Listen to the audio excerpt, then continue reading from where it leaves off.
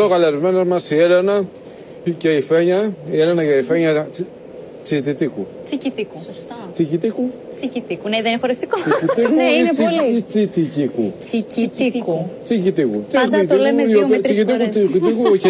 Καλώς ήρθατε. Καλώς ήρθατε, κορίτσια. Είναι αδερφές, είναι πολύ για σχεδόν την πρόσκληση. δίδυμες. Δεν ξέρω πώς ο Θεός κατάφερε να Λίγο είστε δίδυμες, τελείως δίδυμες οργανικά. Αλλά παρά τα αυτά είναι φανερή η διαφορά. Είναι από εδώ να σου γνωρίσω η Φένια. Φένια. Ξεκάθαρη. Η Φένια Η Φένια. και η Έλενα. Οκ, θα κρατήσω το επίθετο που Αυτό και πιο εύκολο. γράφει για τις δύο. Και ποιο είναι Τσιτικίκου.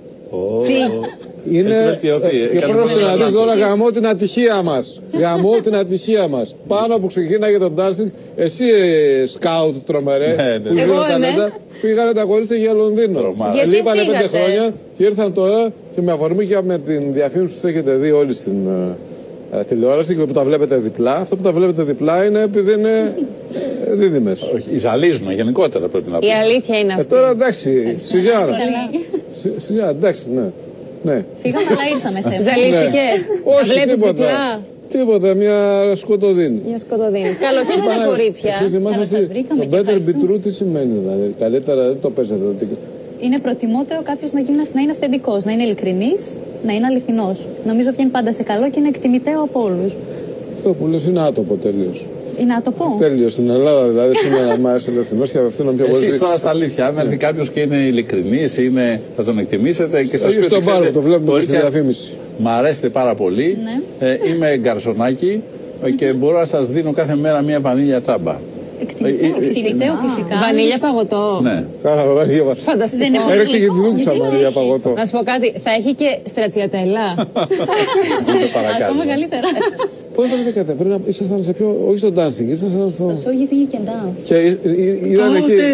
Τότε, το 2008. Μιλάμε. Με την καγιά. Ναι, Ναι, ακριβώς. αλλά Έλα, η ρε, μία ήταν παιδιά. Ξανθιά, δεν ήσταν και οι δύο καστανές. Εγώ, Ξανθιά. Εσείς ήσουν Ξανθιά. Για να Πώς είναι, ξεχωρίζουμε. η μία που λες ποια είναι.